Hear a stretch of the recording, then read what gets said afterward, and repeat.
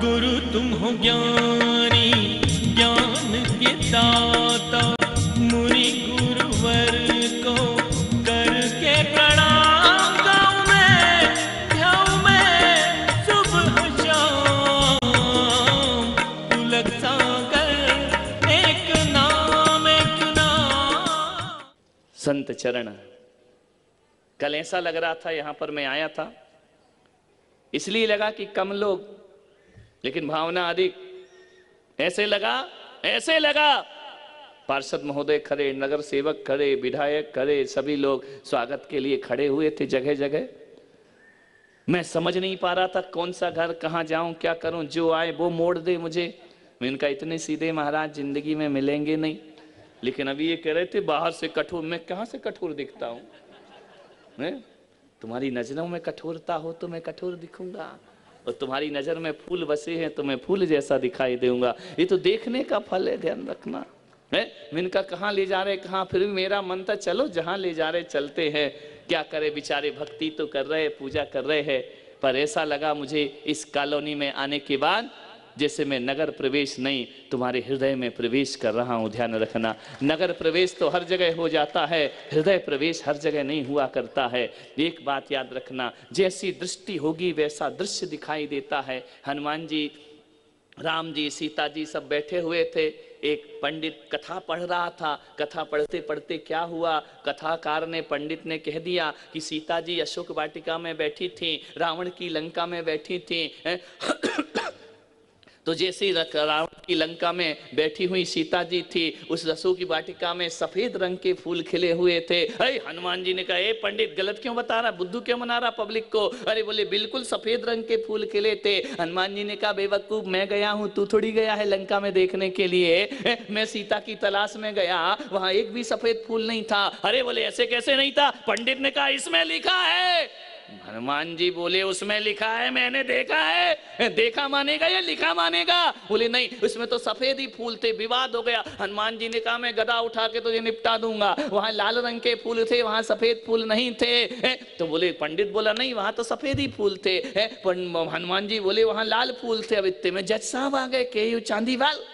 बोले फैसला करो कौन से फूल थे, सफेद थे। अब जज साहब बोले मैंने ना सफेद देखे ना मैंने लाल भी नहीं देखे, क्या किया जाए, कौन से फूल थे, कौन से फूल थे? विवाद हो गया, झगड़ा बढ़ा, इतना बढ़ा, इतना बढ़ा, इतना बढ़ा।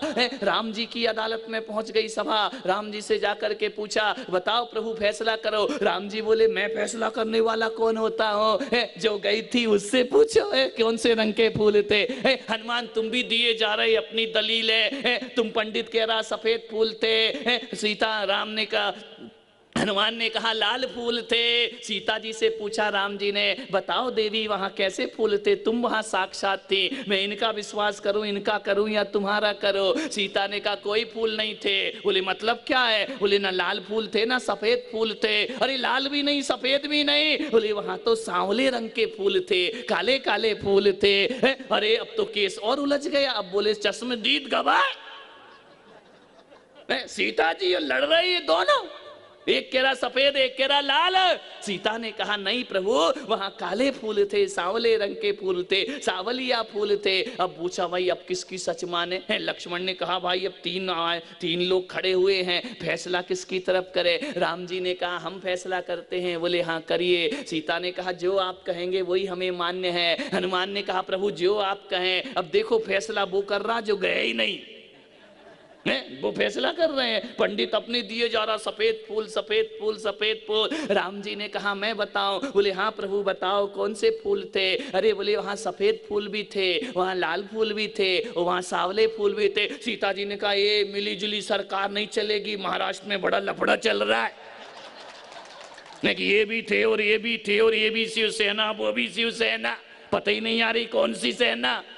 तो बोले यहाँ चलने वाला नहीं है, आप बिल्कुल बटरिंग मत करिए, ये सब ऐसा मत करिए कि तुम भी खुश तुम भी खुश तुम भी खुश, एक फैसला करो। राम जी ने कहा देखो मैंने स्यादवाद पढ़ा है, मैं अनेकांत जानता हूँ। बोले क्या जानते हो प्रभु? देखो सीता जी की भी सही कह रही है, हनुमान जी भी सही कह रहे हैं और ये पंडित भी सही कह रहा है। अरे तो बोले अब सब सही कह रहे हैं तो मतलब क्या है? फूल तो एक ही होगा कोई। बोले नहीं, ध्यान रखना फूलों का रंग कैसा होता ये मुझे नहीं मालूम है, अशोक वाटिका में क्या था ये मुझे नहीं मालूम है, लेकिन इतना जरूर जानता हूँ ये पंडित भक्ति कर रहा है, ये श्वेत भावों से भक्ति कर रहा है, ये पवित्र भावों से भक्ति कर रहा है, इसमें पवित्रता दिख रही है, इसलिए ये कह रहा है कि वहां सफेद रंग के फूल थे। और हनुमान जी जब गए थे तो गुस्से में लाल लाल आंखें करके गए थे, क्रोध में गए थे, क्रोध में फूल लाल दिखाई दे रहे थे। और सीता 2 साल से मेरे रंग में रंगी हुई थी, इसलिए उसे सांवले फूल दिखाई दे रहे थे। फूल फूल हुआ करता है, ध्यान रखना, फूलों का कोई रंग नहीं, रंग तो भीतर की प्यास में हुआ करता है, रंग तो अंतस में हुआ करता है। बेचारा राम जी ने फैसला कर दिया, महावीर जी का जैन धर्म अमर हो गया। बोले यही अनेकांत है, यही स्यादवाद हुआ करता है। दृष्टि सृष्टि कैसी होती है, जैसी हमारी दृष्टि होती है वैसी ये सृष्टि हुआ करती है। आप मुझे एक नंगा आदमी समझेंगे तो तुम्हारे नजरों में मैं पागल इंसान हूं, और आप यदि परमात्मा समझेंगे तुम्हारे नजरों में परमेश्वरी का पद हो जाया करता है। ये सोच है, आप क्या सोचते, किस रूप में देखते हो। आप जिस रूप में देखोगे, हरि अनंत, हरि कथा अनंता, ध्यान रखना।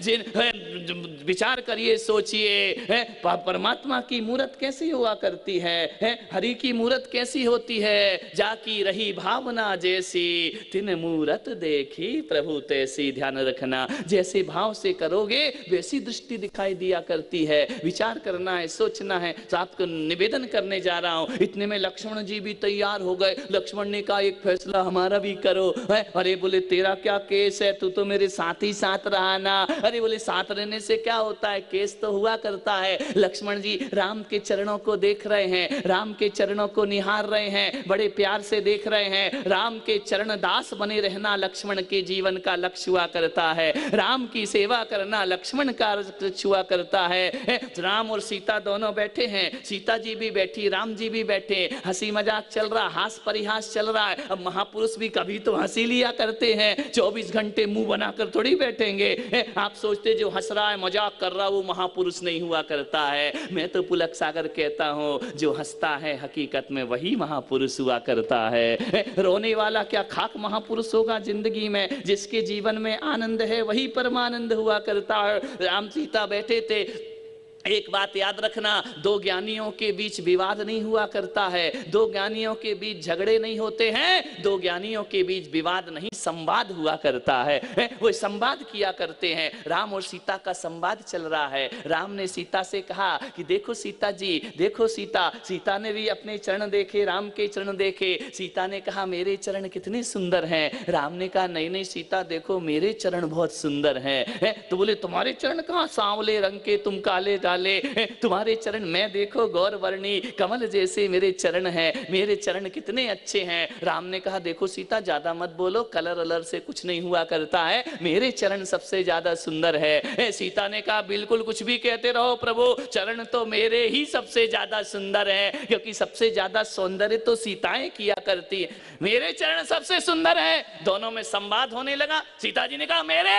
अब ज्यादा बात रिपीट होती है तो फिर भाषा वजनदार होने लगती है। राम ने कहा मेरे सुंदर, सीता ने कहा मेरे सुंदर।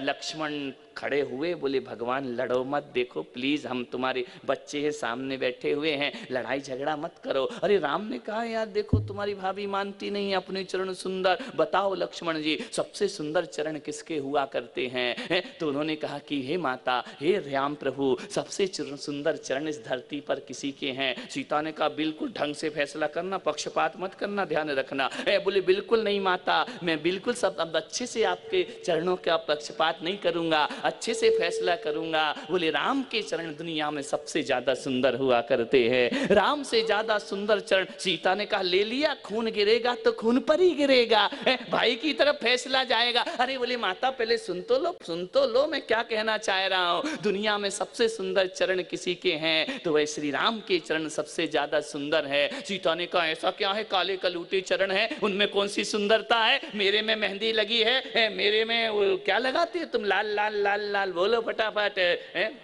हाँ इतनी सीधी नहीं हो। है? बोले कि मेरे चरण सुने हैं, बिछोड़ी पहनी है, सोना पहना हुआ है, सजे धजे मेरे चरण कितने सुंदर है। लक्ष्मण ने कहा माता बिल्कुल सही कह रही हो, दुनिया में सबसे ज्यादा सुंदर चरण किसी के हैं तो वह राम के चरण सबसे ज्यादा सुंदर है। बोले क्यों? बोले इसलिए कि राम के चरण में आचरण वसा हुआ है, जिनमें आचरण होता है वो चरण दुनिया में सबसे ज्यादा सुंदर हुआ करते हैं। राम ने कहा देखा सीता, मेरे चरणों में आचरण, इसलिए मेरे सबसे ज्यादा सुंदर। लक्ष्मण ने कहा भैया ज्यादा मत उछलो, ज्यादा मत बोलो। बोले क्या? बोले आपसे भी ज्यादा सुंदर चरण सीता के, भाभी के। बोले क्यों? बोले इसलिए कि आपके चरणों में आचरण है, इसलिए आपके चरण सुंदर हैं, और आपके चरणों का माता अनुसरण करती है, इसलिए माता के चरण सबसे ज्यादा सुंदर हुआ करते हैं। उनका अनुकरण करती है, उन चरणों के अनुसार चला करती है, वह उनका जीवन है। तो राम ने कहा यार हनुमान, राम ने कहा लक्ष्मण जी तुमने यार बड़ा ऊपर चढ़ा के फिर नीचे गिरा दिया हमको। तो जिंदगी ऐसी हुआ करती है। आपसे मैं निवेदन करता हूं, सबसे सुंदर व्यक्तित्व कोई हुआ करता है संतों में। शरीर की, इनने कहा ना हमने देखा महाराज हमको बहुत पसंद आए, अरे चमड़ा पसंद किया तो क्या खाक पसंद किया, ध्यान रखना। चमड़े की सुंदरता से कुछ नहीं होता है, आदमी के जीवन में आचरण की सुंदरता होना चाहिए, चरित्र की सुंदरता होना चाहिए, व्यवहार की सुंदरता होना चाहिए। संत गोरे बदन से नहीं पूजा जाता है, संत पवित्र आचरण से पूजा जाता है, पवित्र त्याग और आदर्श से पूजा जाता है। राम जी कितने भी सांवले हों, लक्ष्मण कितने भी गौर वर्ण हों, लेकिन जब भी कोई याद करता है तो जय श्री राम कह करके दुनिया उन्हें याद किया करती है। वह मर्यादा में जीते हैं, वह आचरण में जीते, वह चारित्र में जिया करते हैं। आज इसकी दीक्षा दिवस पर, पहला दीक्षा दिवस है, यही कह रहा हूं, जिंदगी में कोई पूंजी संभालना या ना संभालना, चरित्र की पूंजी जिंदगी में संभाल करके रखना। तो ये दीक्षाओं के उत्सव मनाना सार्थक है। चरित्र गया तो उसे सब कुछ चला जाया करता है, पैसा गया कुछ नहीं गया, नाम गया कुछ नहीं गया, चरित्र गया सब कुछ चला जाया करता है। चरित्र को संभाल के रखो। आज के दिन हमने आपको दीक्षा नहीं दी है, भगवान महावीर की ये संपदा तुम्हें प्रदान की है, ध्यान रखना। ये वो संपदा है, ये वो हाथों में करुणा की पिच्ची है, जब उठ जाती है एक इंद्री छोड़ो, किसी भी जीव को जब भी जिसके सिर पर चली जाए वरदान बन जाया करती है, आशीर्वाद बन जाया करती है। उस चरित्र को संभाल के रखना। जीवन में कितने भी कष्ट आए, विरोधी हवाएं भी आएंगी, तूफान भी आएगा, विरोध करने वाले भी आएंगे, लेकिन एक ही लक्ष्य अपने जीवन में रखना कि ध्यान रखना मुंडेर पर जाकर, अरे मंजिलों पे जाकर दिए जलाना है मेरा काम, और हवाओं के क्या रुख हैं ये हम नहीं देखा करते हैं, ध्यान रखिए। हवाएं विपरीत भी रहें तो जलता रहेगा। अरे बुझ जाते हैं वो दिए जो दिए घी से जला करते हैं, बुझ जाते हैं वो दिए जो तेल से जला करते हैं, हम नहीं बुझेंगे, हम आस्थाओं से जला करते हैं, ध्यान रखना। कितना भी तूफान आ जाए, संत के चरणों में विपरीत परिस्थितियां भी आएंगी, बंद करूं या बोलते रहूं? हाँ बोलते रहो, स्वल्पाहार है ना अभी, विचार करिए, सोचना है आपको। पहला दिन था, आशीर्वाद सभा है, और मुझे मालूम था कि इतने उत्साह और प्रेम से भक्ति से आप लेकर आए हैं, तो मैंने कहा कि नहीं, एक दिन देना तुम्हारे लिए जाती हो जाएगी। रमन लाल जी तुम्हारी यहाँ इतनी तैयारी की, एक भी दिन नहीं, शाम को झमाझम बरसात है, विचार करिए। लेकिन फिर भी यहाँ की आस्थाएं बड़ी हैं, समय की अपनी सीमा है, बोलने की भी अपनी एक सीमा होती है। तो मैं इतना ही आग्रह करता हूँ कि आज इन्होंने दीक्षा ली है, तुम शिक्षा ले लो, नहीं?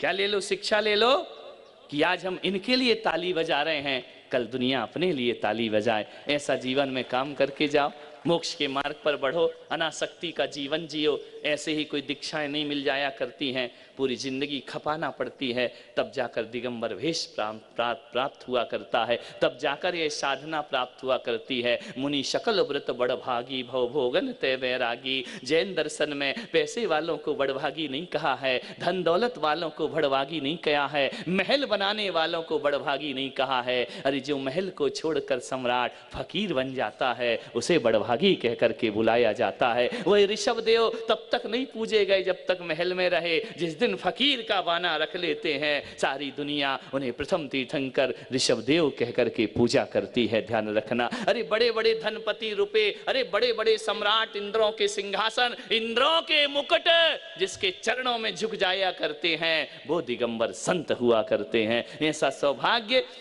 हम लोगों ने अर्जित किया, आज यहाँ पर बढ़ रहे हैं, संतति आगे बढ़ रही है, बढ़ाते रहो। लेकिन एक बात ध्यान रख लो, नाम भी होगा, काम भी होगा, यश भी मिलेगा, ख्याति मिलेगी। लोग कहते हैं कि साधु संत अपने ख्याति लाभ के लिए बढ़ रहे हैं, अरे साधु नहीं बढ़ते हैं। ध्यान रखना, कोई साधु ख्याति लाभ के लिए नहीं बढ़ता है, लेकिन साधु जहाँ होते हैं वहाँ ख्याति लाभ उनके पीछे पीछे चला करता है, वह छोड़ भी तो नहीं सकता है। ध्यान रखिए, यही आपसे निवेदन है, चारित्र को मजबूत रखो।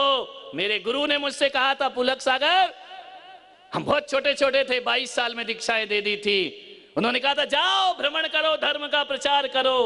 हमने कहा इतने छोटे छोटे हम कैसे करेंगे। उन्होंने कहा कुछ करना या नहीं करना, चारित्र पक्का रखना, दुनिया तुम्हारी आरती उतारेगी, दुनिया तुम्हारी पूजा करेगी। तो आज ना गुरु उपकार का दिवस है, ना आज दीक्षा का दिवस है, आज तो चारित्र के शिलान्यास का दिवस हुआ करता है, चारित्र की ओर बढ़ने का दिवस हुआ करता है। आज तो रत्नात्रय की आराधना का दिवस हुआ करता है। और ये दीक्षा दिवस तो इनके लिए है जिस दिन अपन कपड़े उतारते हैं, रोज ही दीक्षा दिवस है, रोज ही आनंद है, रोज ही सन्यास है, रोज सन्यास की अनुभूति करो, रोज ही हमारा दीक्षा दिवस है। ध्यान रखना, एक दिन का थोड़ी होता, इनका जन्मदिन थोड़ी है कि हैप्पी बर्थडे तो शुरू हो गए हैं, ये बुके दे रहे हो लाला के, ले महाराज मुबारक हो। अरे मुबारक इससे नहीं, ये ले लो तुमको मुबारक हो, आ जाइए यहाँ पर, हम देने वाले हैं ना तुमको। विचार करना, सोचना है, ये सब व्यवहारिक चीजें हैं। ये श्रावक की भक्ति है, आराधना है, गलत नहीं है, वो आराधना कर रहा है। लेकिन आराधना जब साधना बन जाती है तो आराधना फूलों की तरह महकना शुरू हो जाया करती है। आप सबने जो चरित्र की अनुमोदना की है, आशीर्वाद प्रदान करता हूँ। इन साधुओं को भी आशीर्वाद देता हूँ कि वह जीवन में कुछ ना करें, नाम ना हो चलेगा, अपने पीछे पब्लिक ना हो तो भी चलेगा, हमारे पीछे कौन है ये नहीं देखना है, हम किसके पीछे हैं ये देखना है जीवन का लक्ष्य। हम जिनेंद्र भगवान के पीछे हैं, हम अपने अरिहंत के पीछे हैं, हम भगवत्ता के पीछे हैं, हम मोक्ष के पीछे पड़े हुए हैं। बस ध्यान रखना, अपना लक्ष्य कभी नहीं भटकना चाहिए। कितना भी सम्मान जगत का मिले, जब तक प्रभु ना बन जाएं तब तक उसकी डगर पे नजरें झुका के चलते रहो, चलते रहो, बढ़ते रहो। यही जीवन का संन्यास है। 10:30 बज चुके हैं, 10 के बाद बस समझ में आ, शाम को पानी नहीं गिरा तो आनंद यात्रा ही होगी, वो गिरा तो जैसा मौका वैसा काम, रघुपति राघव राजा राम, क्या कर सकते। चावाणी के ज्ञान से सूझे लो कालो, सोवाणी मस्तक धरो सदा देत हो दो। हे जिनवाणी भारती तो ही जपो दिन रैन, जो तेरा शरणा गए सो पावे सुख। गुरु तुम हो ज्ञानी, ज्ञान के दाता।